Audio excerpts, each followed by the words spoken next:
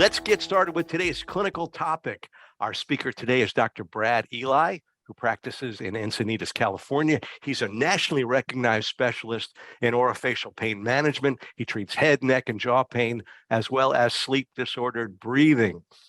He's a graduate of Temple University School of Dentistry and completed a residency in orofacial pain at UCLA, where he received a master's degree in oral biology. His lecture today is Oral Appliances, Understanding Indications and Device Selection. And this is an area with lots of conflicting and confusing advice. So we're really fortunate that Dr. Eli will give us a very useful framework for understanding the different appliance options and when to use each. You're going to get a lot out of this. Brad, I'm going to turn it over to you. It is all yours.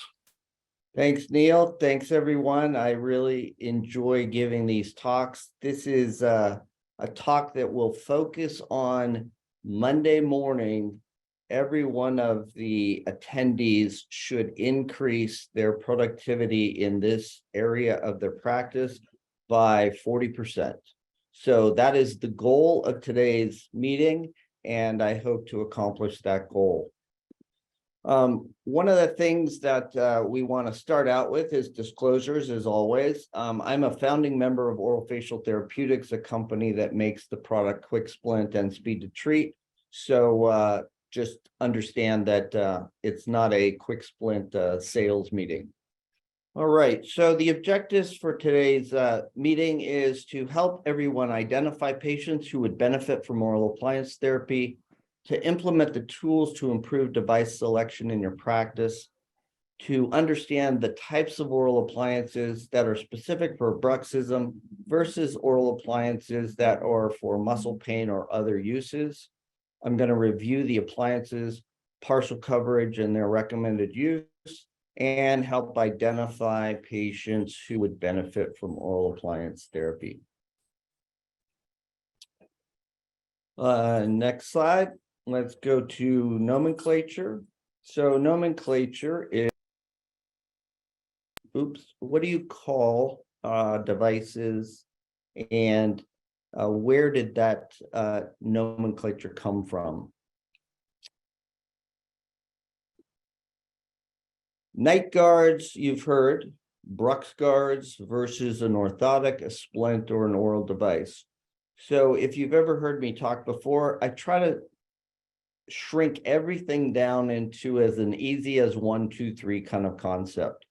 So in that scenario, over-the-counter devices, partial coverage devices, I liken to flip-flop shoes versus a custom-made device that fits on the teeth, but doesn't necessarily do very much orthopedic stuff. I describe the patients as a fitted shoe or a sneaker.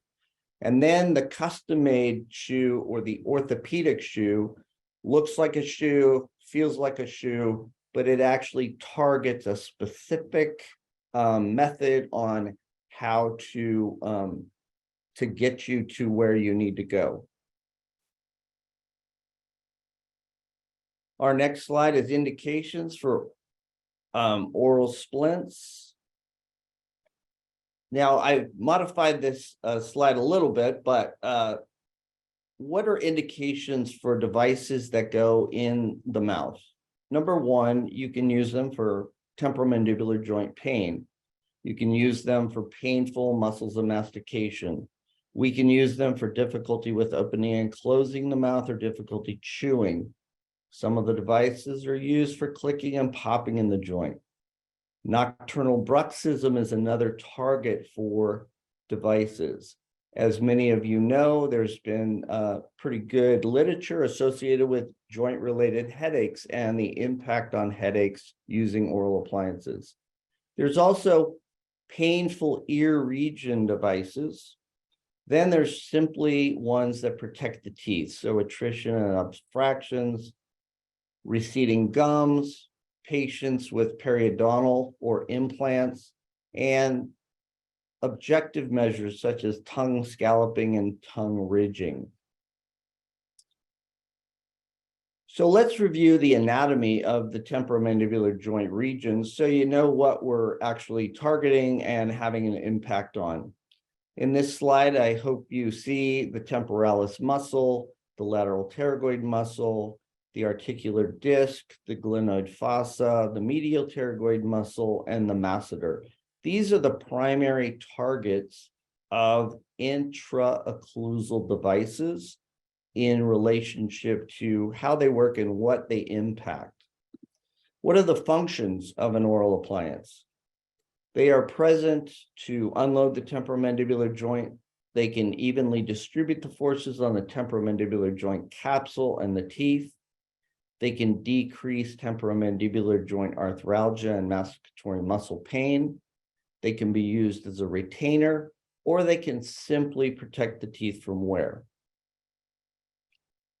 Our next situation that we run into using oral devices comes down to this slide, which oftentimes moves people away from wanting to get involved in oral appliance therapy. It is, in fact, a multifactorial concept, and what you in your practice need to determine with your staff is, are we going to target parafunctional habits, sticking strictly to the sneaker concept and stay away from the orthopedic concept or the orthopedic shoe? And by doing that, what you're going to do is you're going to increase the number of people that you will identify as being helped with oral devices by simply integrating into that side of your practice, which is prevention. People are coming to see the hygienist to stay well. It's a healthy population, and what we're trying to do is keep them healthy.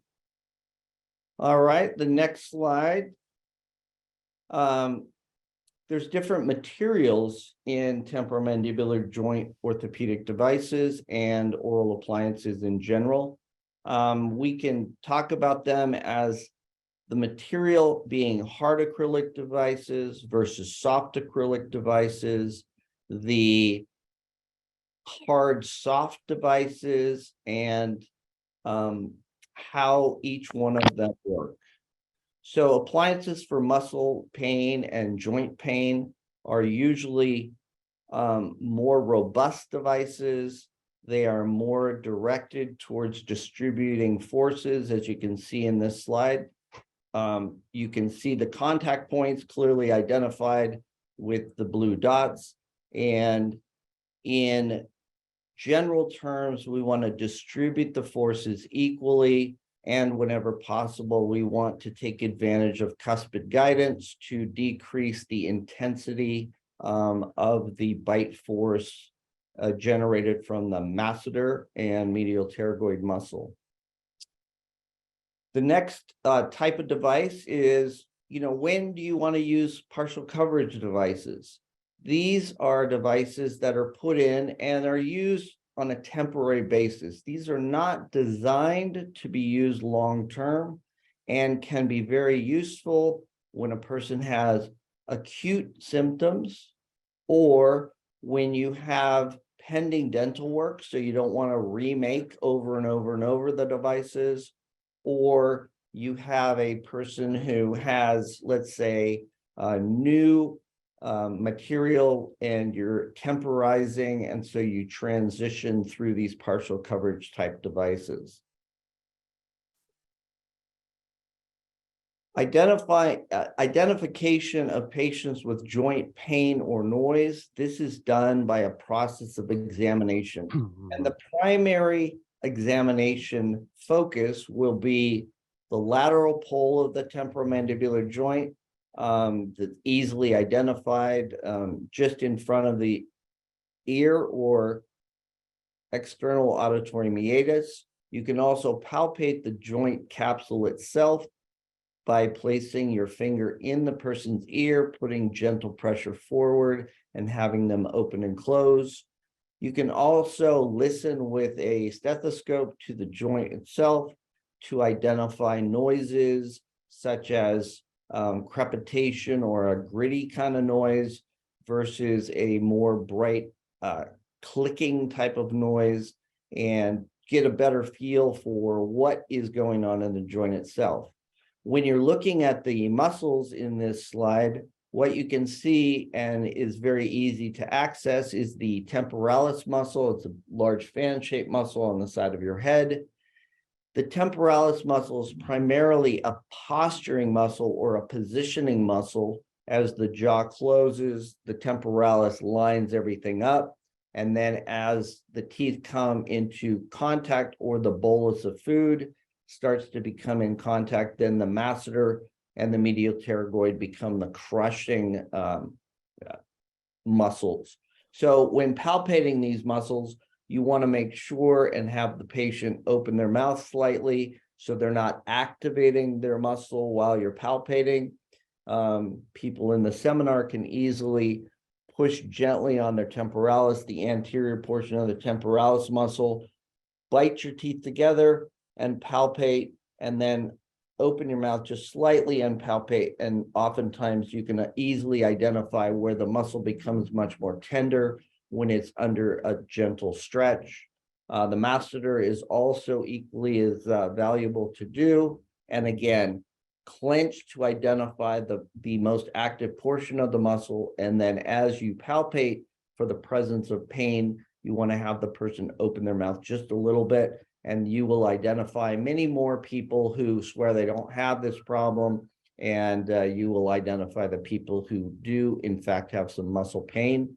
And that is a motivator for them to be interested in pursuing this type of care.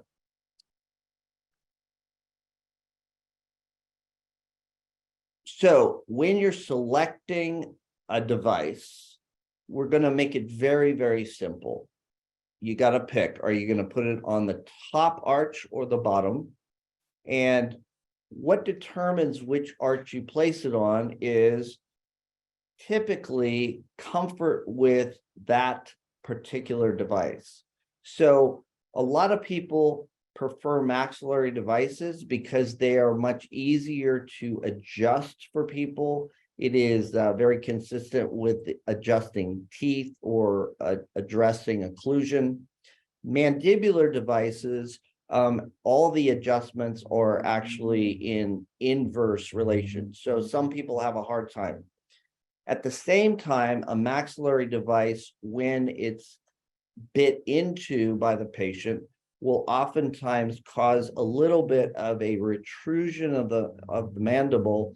And now that we're much more alert and aware to airway disorders, these devices do have a tendency to restrict the lower jaw when the person is in maximum closure, and therefore that can cause some additional tongue crowding, whereas the mandibular devices will allow the jaw much more ability to move around. The second thing that you have to really think about is where are the teeth that you're going to attach to and how many teeth are in the opposite arch. So a lot of times we will create a more stable occlusion by replacing missing teeth with device, and that gives greater stability and again distributes forces much better. You have to be aware of some sort of bite change that can occur with partial coverage devices, and therefore long-term use of partial coverage devices does come with a little bit of apprehension, and you just want to make sure that you are very alert to paying attention to that. Now, as all of you probably are aware and know, the NTI has been around quite a long time. The quick splint's been around a long time. Most every single occlusal specialist have been putting deprogrammers in for some time. But again, the key is, I'm not saying you will always get bite changes. What I am saying is you have to be more alerted to bite changes as a possibility and just pay a little bit more attention and make sure and follow that patient a little bit more closely at the hygiene visits and things like that. You also want to think about it from the standpoint of staging treatment.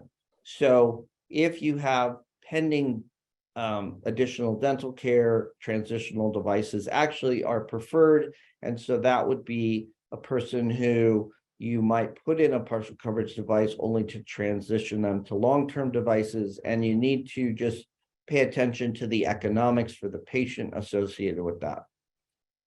As I mentioned before, comorbid sleep disordered breathing, again, just factor that in.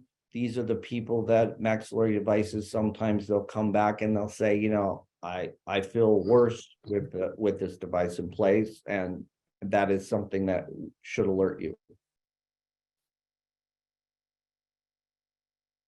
So references using, oral devices and their activities. We have a list of references. This is just one that shows that, look, things that are placed between the teeth do have a positive impact on the symptom complex, and will do you very well to be aware of the more that you can speak fluently to this problem.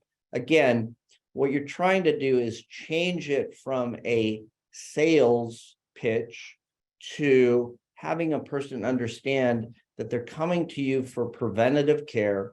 This is just part of the preventative care approach to patient care.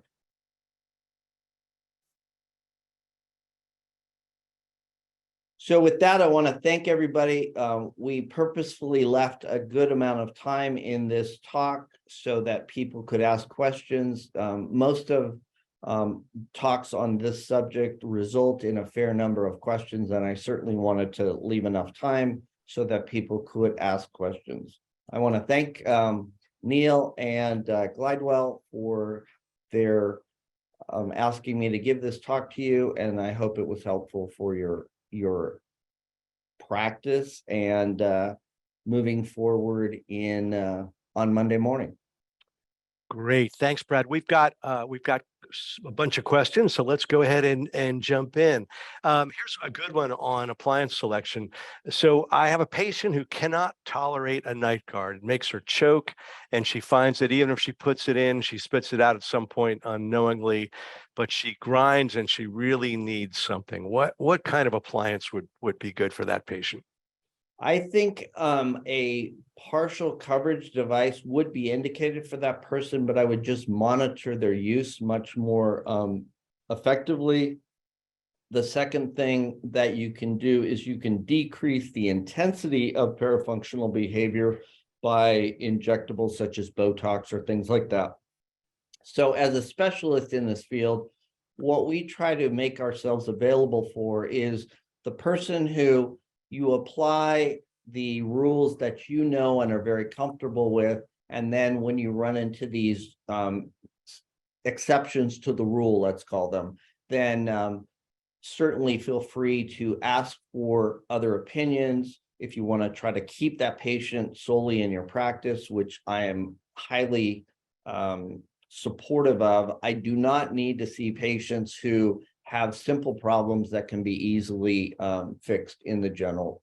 Right. So I mean, so let's say NTI is not specifically for bruxism, but it can cover a very small amount of the dentition.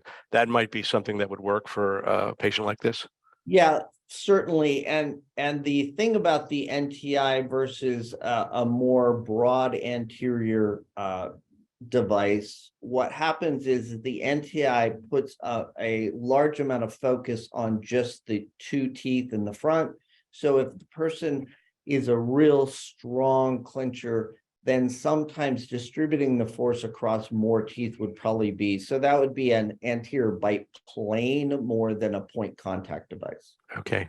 How about a patient that's in complete dentures? How do you treat TMJ disorder in a patient like that?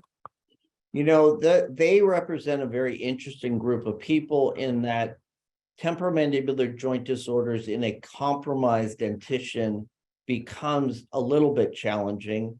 We have been known to make devices that fit over the top of dentures.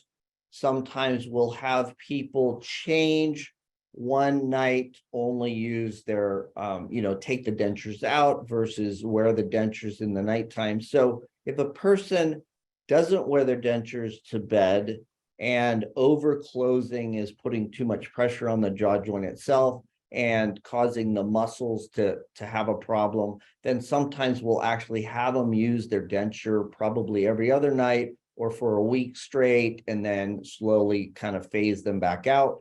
But again, these are people who end up being more the exception than the rule. And so, there's all kinds of little nuances. And the point of this talk is not to go into the great nuanced details, but rather to say, look, for every one of those, there's 10 that don't have all of those complications, but your practice is not taking advantage of the fact that you can prevent and help the patient, because it becomes too much of like this sales, like they're trying, I like to sell you something versus you're here for protection, and this is the things that I can give you to help protect you. Prevention is the key. Okay. I've got a question about a day guard. Can you talk about day guard benefits? Is this just simply the instructions you give them to wear it at night versus wearing the day?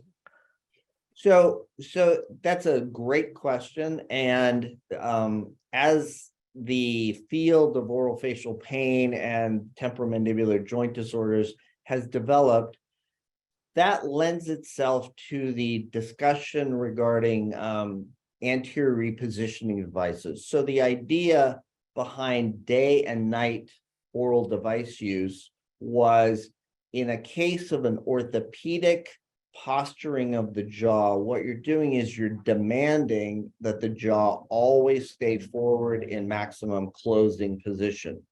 So in that population, in order to maintain that position at full closure, you have to use a daytime and a nighttime device.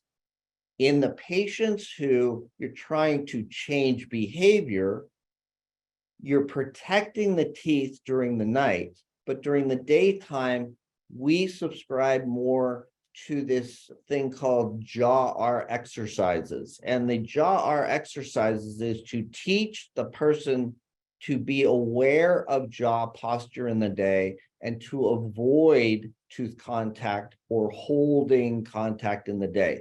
So we try not to make people dependent on something only to try to change their behavior.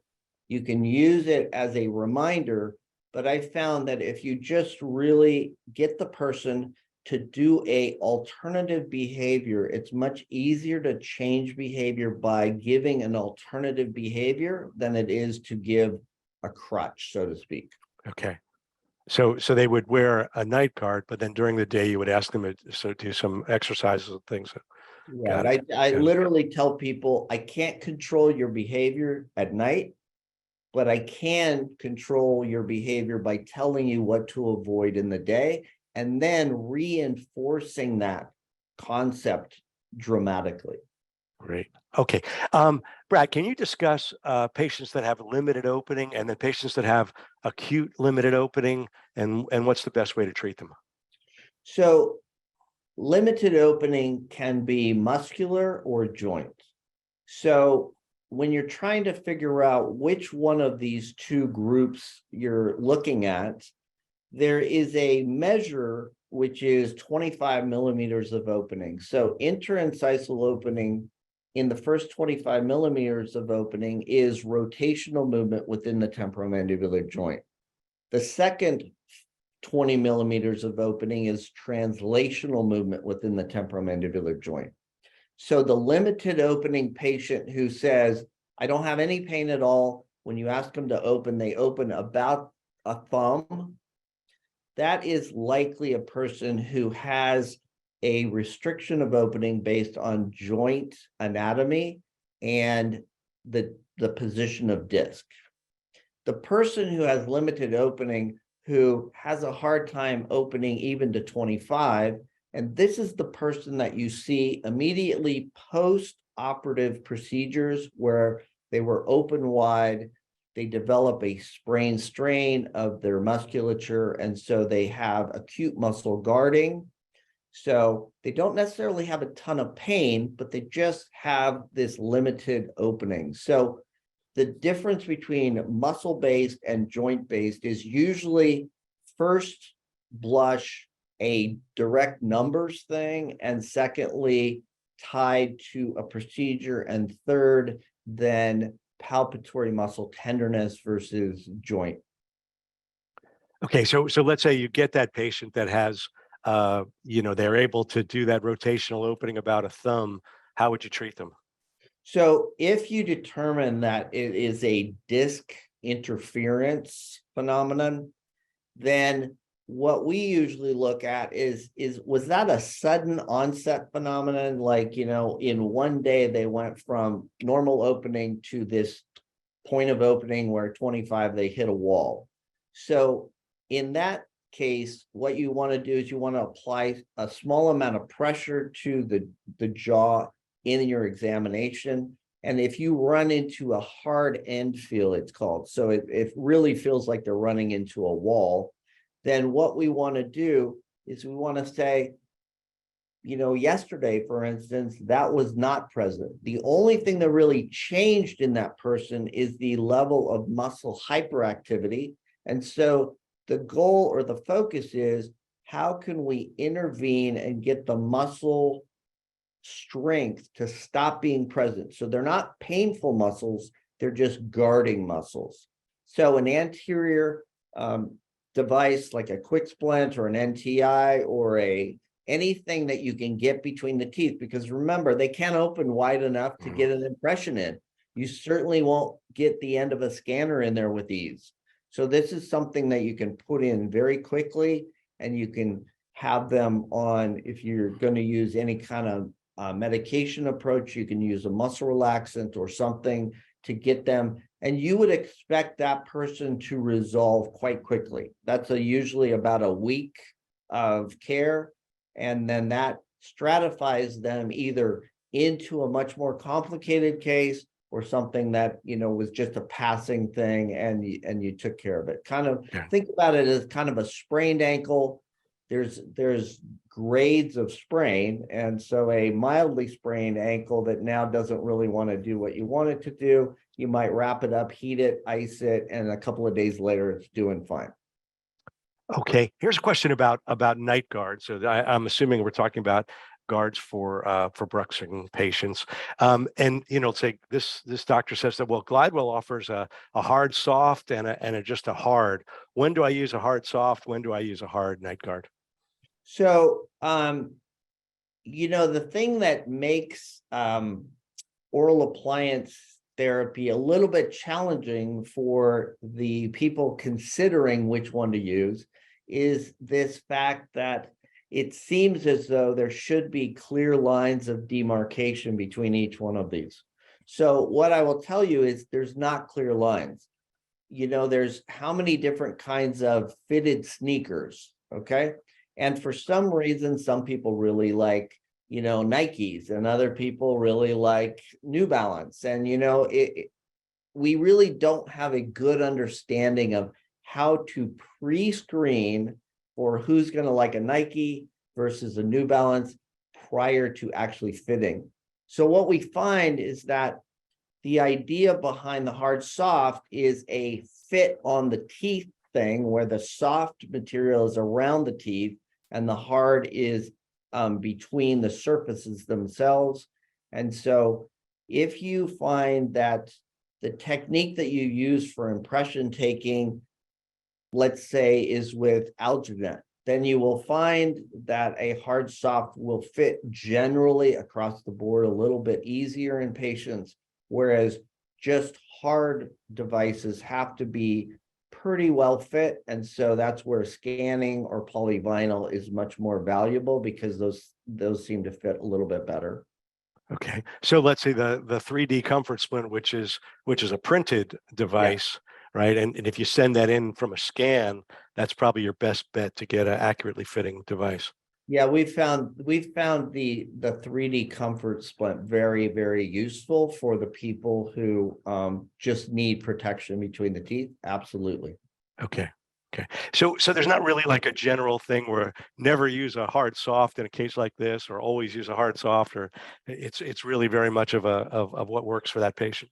Yeah, and I think that the more that the practice becomes able to seamlessly give a pair of Nikes and have the person say, oh, I really don't feel like that's that comfortable, and not, try to force them to wear the Nike, and just say, okay, well, if that one's not comfortable for you, then we have this other one.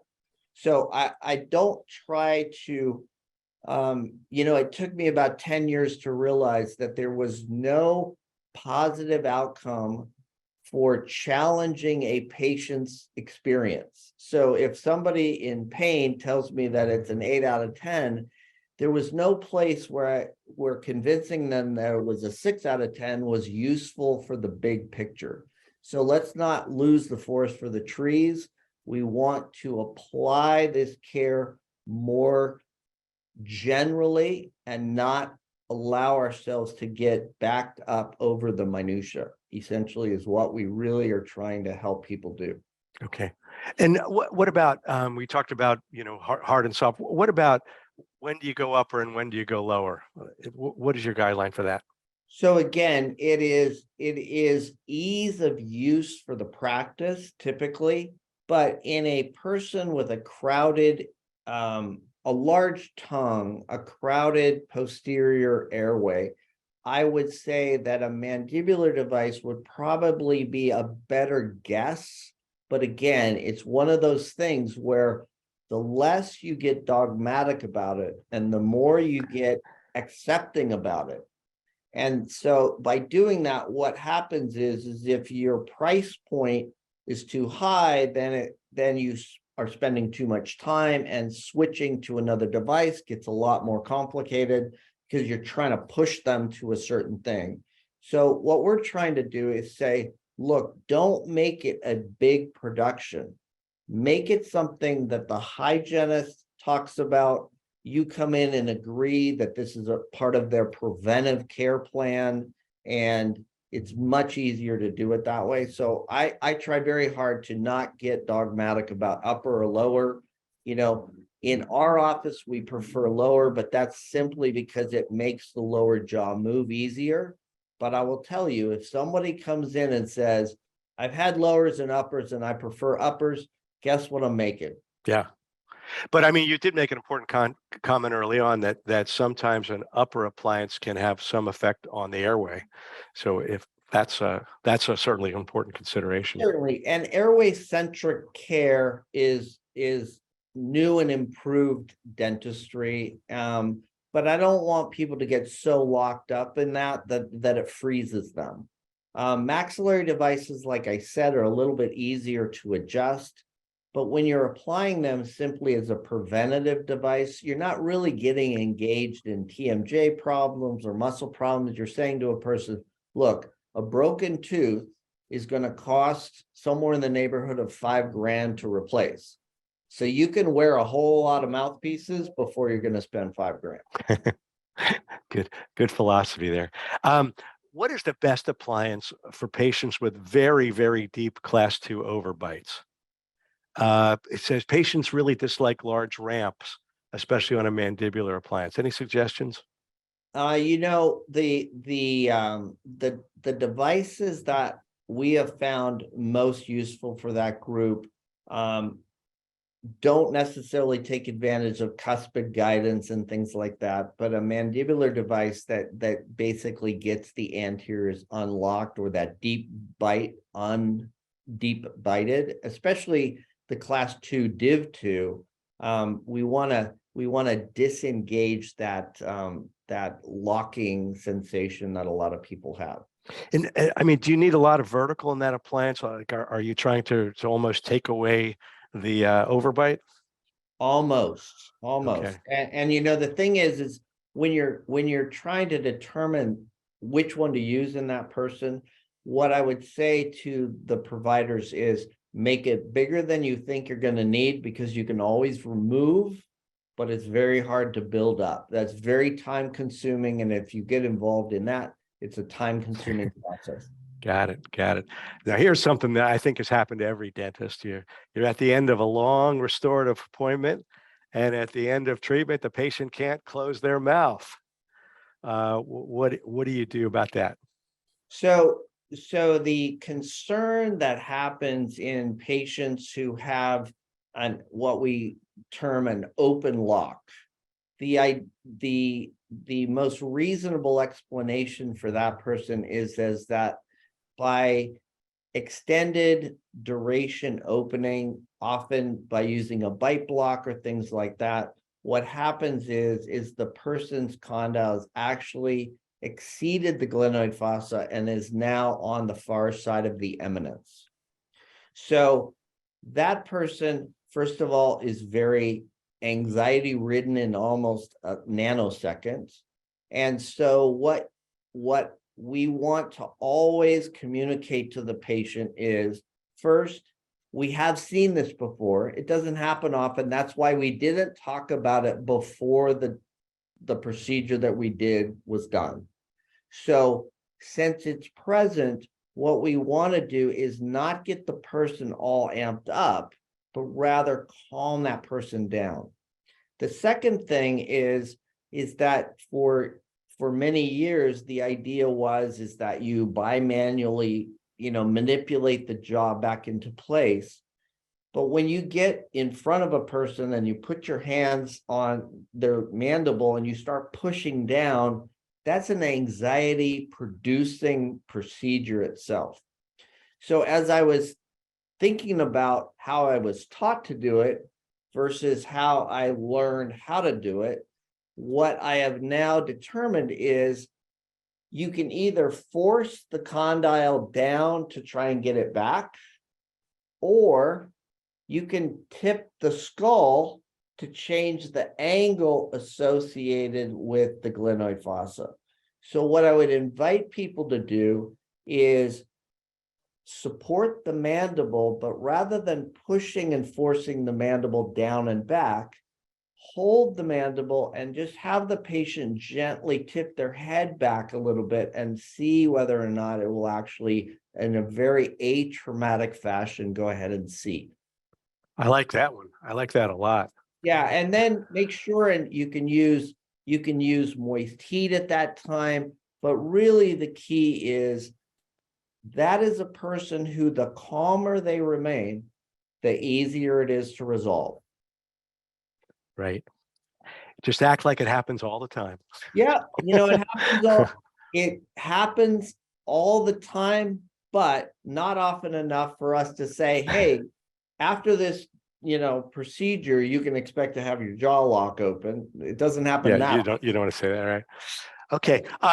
Here's another one. Now this is for patients that are using nasal CPAP or other kind of CPAP appliances. Does opening the vertical help that at all? Is there an appliance that you would make with somebody using CPAP?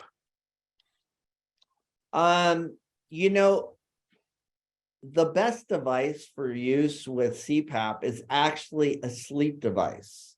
As a co-treatment, most people who use CPAP might travel without their CPAP. They may have times where they, rip it off their face halfway through the night. And so if you have the ability to do it and the patient is open to the idea, the best device for a sleep disordered patient is not to replace their CPAP, but to complement their CPAP with mandibular support. And that would require all of the different devices that are in that marketplace. So even like making a silent night or something for somebody that's a silent night would be a perfect choice because it's cost efficient and there is not a claim being made that you don't need to use your CPAP anymore. right. It allows for mobility. It is an easy to design, use, and fit, and the person is probably best served by that. If you're not going to use a device that supports the jaw like that, then I would say that don't make it too vertically challenging, because then what will happen is you'll fail to get a good lip seal. And so then the person will experience this phenomenon known as blow-by, where the positive pressure going in their nose escapes through their mouth. And so that patient will swear they're no longer breathing because all the air is rushing out of their mouth. Fortunately, once you go to sleep, breathing is a negative pressure phenomenon. So once you are asleep, drawing air into your lungs that are positively pressed, even without a lip seal, still occurs. It just might not occur as efficiently. Great, great. This is a good question for you because you really helped us when we started with our printed appliances. So the doctor asked, when we send scans to Glidewell for guard fabrication, what should we send to get a good fitting guard? He's experiencing usually a high occlusion and spending a lot of time adjusting. What are some tips you have? So if you send a scan for the guard, what I will typically do is if you use an iTero system, so I can only speak to the iTero system, but what we do is we send 2 bites to your lab. So the bite is an MIP bite, and then we just place something between the teeth, like the stick end of a cotton tip applicator, or just some separating device that allows for the lab to know, hey, fill this space. So by doing that, and this is a big problem, remember that most of the devices that are built from an MIP bite are not hinged open on the right angle. And so that's what creates that instability. So we solved that problem by just having a person bite down on something in the anterior when it's easily done. If you can't get an anterior bite, then just put something between the teeth and then scan that, send that to the lab. And what we found is the printed devices that come back are very well fitting. What an excellent hint. What a great idea. Yeah, because then the designer just knows exactly how much space he has to fill, not guessing anymore. So I love that. That's a great one. Okay. Asking your opinion on some other devices like somnomeds, sleep apnea devices. Did you have want to make any comments about those appliances? Well, I think whoever asked that question really needs to attend the April meeting, because we're going to go into excruciating detail on all Excruciating. of the different designs. But Okay. when you turn dentists loose on a problem, then you get unbelievable number of designs. And so there is winged designs, there is strap designs, there is bar designs, there is point designs. I mean, they're just on and on and on. But they're all doing the same thing, right? They're all repositioning the mandible anteriorly, right? Repositioning the mandible anteriorly, holding the occlusal surfaces apart, and supporting it independent of head position. So those are the 3 things that you really have to have all of these devices. So then it's a question of which piece of hardware that does that works best. And I know I've heard you teach about this before, it just depending on the patient's anatomy. Sometimes you want the hinge to be in the center, sometimes you want it to be in the buckle. So those are the decision points. I've got a question here about patient gets an oral appliance for OSA and then ends up with a posterior open bite. Um, what's your comment? Is this something where the AM aligner can be helping this? AM aligner. So what this question is identifying, and this is the tip of the iceberg, so to speak, because every time an anterior repositioning device or a sleep device for repositioning of the jaw is placed, when the person takes it out in the morning, we ask patients to make sure and just take a few minutes to get their old or habitual bite back.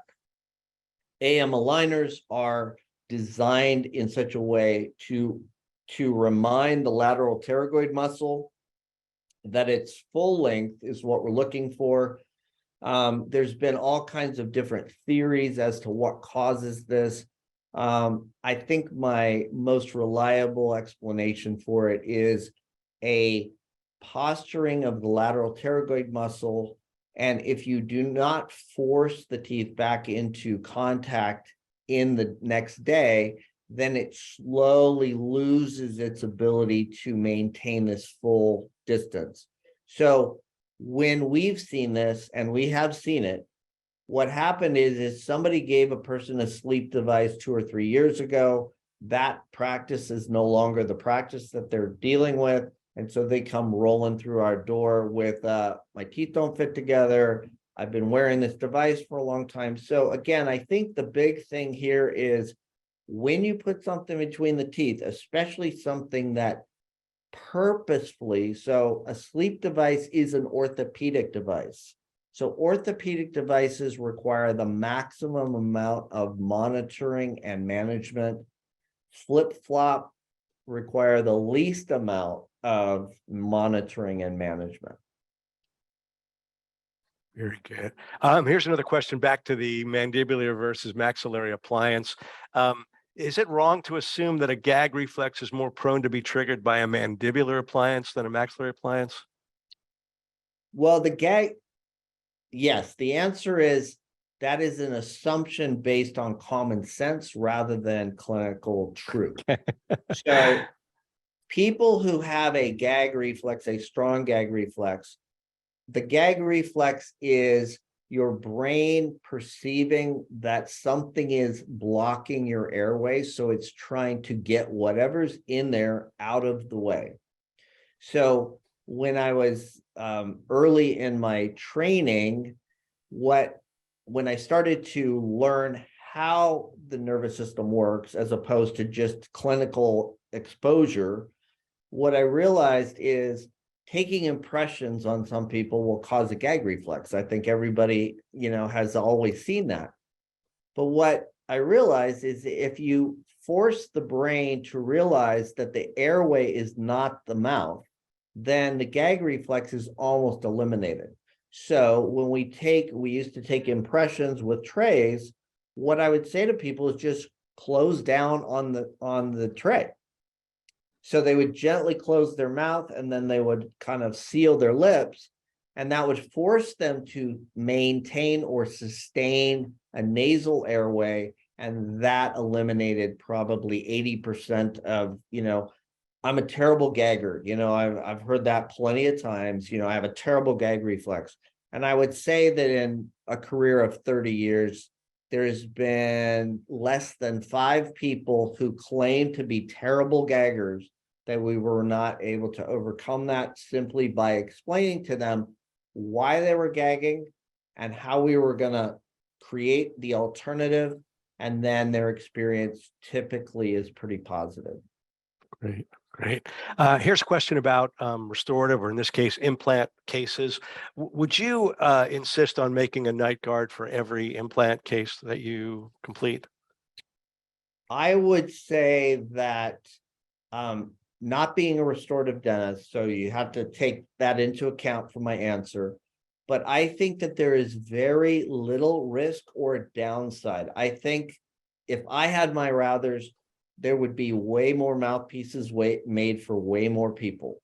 So I can see little to no downside to using an oral device, even as a transitional device, and then following up with a more permanent device. Because remember, implants are really fantastic replacements, but there is no PDL input. So if you take a person who has a parafunctional habit already, hyperactivity of the muscles, and this behavioral problem, and you remove yet one more of the the feedback loop, which implants can do, then I can see very little reason why not to make it almost a mandated thing. And again, mandated under prevention, mandated under, look, we're thinking ahead for you. We don't want you to accidentally break things. If you try to convince people that they grind their teeth and that's why they need a mouthpiece, good luck with that. That is a very, very, very bad way to sell this stuff. What we're really trying to help everybody use is, hey, this is a preventative device and we want it to fit well. so you can easily use it and consistently use it. So therefore, the fitted shoe is what you want to really put into your practice. It's just part of what you do for your patients. Excellent, excellent. Um, here's just a nomenclature question. Is there a difference between a night guard and a splint, or are we just talking about the same kind of appliance? Yeah, again, one of the things that has made oral appliance therapy such a kind of a black hole for a lot of caregivers is so many different names for kind of the same thing. And so in our office, what we do is we simply break it into three categories. So if you say, oh, over-the-counter devices are terrible, there's no place for, well, good luck with that, because they're sold all over the place. And a lot of times the person has been told to go get one of those by their healthcare provider. So what we want to do is we want to smoothly integrate into that conversation that, yes, there is a place for the flip-flop, okay? But if you find that that's helpful for you, wouldn't it be better to have something that would fit better and be used more judiciously? So Right. Rux guards, night guards, blah, blah, blah, they all fall into this middle category for us. And then what we choose to use is an orthopedic device, which owns a symptom, owns a disorder, treats a disorder. And so when you're putting shoes on, you're not treating hip pain and knee pain and ankle pain. You're just simply protecting teeth or protecting the foot from the ground. And so you can easily identify in your practice a general dental restorative practice that, look, you're not in the orthopedic shoe business. And not everybody who gets an orthopedic shoe needs an orthopedic shoe, in my opinion. So I think there's a lot more fitted shoes that would do just quite well and keep our practice able to see this more orthopedic group. So I would invite everybody to use more of them and put it on the back of this prevention. Our office is all about looking ahead, preventing you from having problems, and don't go down the muscle pain, headache, joint, unless you really want to be there. Okay. Very good. So interesting question here about competing with the over-the-counter sports guards. And, I mean, it sounds to me like you're saying, don't try to compete with them. In fact, it's better if they go ahead and get them. And then if they ask you about it and you say, well, if you want something that's more comfortable, I can make something for you, but not to discourage the over-the-counter sports guards. No, I think that the more that we try to find the positives for each one of the things that we cannot really compete with. You can't say, oh, those are terrible, you should never use them, because you don't know who in the family already used them. And so we really try hard not to disparage what people have used up to the point that we're seeing them, but rather say, was it helpful? If it was helpful, having something that fits better is probably better for you. If you're, like the sneaker is helpful, I always say to people, like, did you find the upper or the lower? So by the time I'm seeing people, they've already seen a few people and they've usually had a few devices made. So what I always try to do is try to listen carefully. What has been a positive experience for you, and jump on the positive bandwagon. If I mention something and I get pushback or resistance, like, oh, I don't think I clench my teeth, or I don't think I grind my teeth. Okay, well then, okay, that's fine. But if you are wrong and you break something, then that was a very costly endeavor. If you wear teeth down too much, then you're not being cost conscious. So I think we have to identify as general practitioners and restorative dentists that we don't always have to wait for things to break in order to fix them. At the same time, you cannot convince someone who feels that they don't have what you think they have. And so plant the seed, consider a transitional device like a quick splint or an NTI, something that very easily and simply gives them an exposure. Or, hey, just go to the store and get it over the counter, see if it helps, right? Right. And then take that positive experience and make it a better, more I think that's very good advice, right? Because number one, you're not discouraging anybody. You're not going to sound like you're a salesperson. You know, hey, if this helps you, that's wonderful. If it helps you, maybe we can go even further. So I like that a lot. Here's an interesting question. So you've got a patient that you want to make an appliance to treat bruxism, but this doctor's thinking about going ahead and making an EMA or a silent night to give them that added benefit of increasing their airway. right. So there is some literature, and the more we get involved in this, the more that we see some parallels between bruxing behavior and sleep disordered breathing. And so there is not a direct correlation yet. Not all bruxers brux associated with sleep disordered breathing, and not all sleep disordered breathing have bruxing events.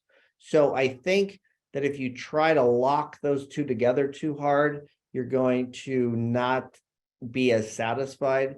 The other thing that you have to remember is monitoring and seeing how people do from a diagnostic perspective, i.e., getting sleep studies to see, do they improve with care? That becomes a little bit more challenging, because if you don't have ease of access of sleep testing, then you're only going by a person's report. So as a general rule, if a person bruxes and they have all kinds of other risk factors, so I usually look for at least 5 risk factors for young people. In older people like 50 and older, I would say that I would probably be satisfied with 4 or less. But without that sleep test as a baseline, it's going to be really hard to put your eggs in that basket. And again, don't try to sell something on top of something. Okay, like just pick the easy, try to identify the easy ones and apply, again, 9 of the easy ones, and don't get wrapped up in the one that's the hard one and then destroy the 9 easy ones. Okay, I'm going to take 2 more questions. First of all, the question that came up a few times: can people contact you with questions about specific patients? Is that okay with you? Yes, not only does Glidewell have, KOLs like myself, but you guys have a really good group of practitioners on site. Dr. Manalili, I've worked with a lot, and she is able to answer a lot of these questions, but we're happy to do our best to answer questions whenever people have it. As a specialist in this field, I really enjoy talking to people and helping people get over those little resistance humps as far as healthcare providers. All I ask is that when you call, make sure to be prepared to answer the questions, because I'm going to ask you, why did you do it? What were you thinking? What specific things have you done? Because by then I will be able to say, okay, well, you haven't thought of this or this or this. But if it's just a, hey, let's talk about it, then that's why we have meetings like coming up in April. That's the last question. Last question is, where can they go to get more information? And you mentioned earlier the Glidewell Sleep Symposium. If you go to glidewellsymposium.com, you'll see that coming up. I don't even remember when it is. Oh, it's April 21st and 22nd. Yeah. Here in Orange County. I would definitely check this out. Dr. Eli and a bunch of other experts will be there to speak. So thank you, Dr. Brad Eli, for a wonderful lecture and an incredible Q&A session. That was a real lightning round. And thanks to our panel, and thanks to everyone for joining us today. And we'll see you back next week, when we'll have, as always, our business advisory panel. And our special guest speaker will be Dr. Susan McMahon to talk about smile makeovers and smile design. So we'll see you back here, same time next week. And everybody have a great week, and see you then.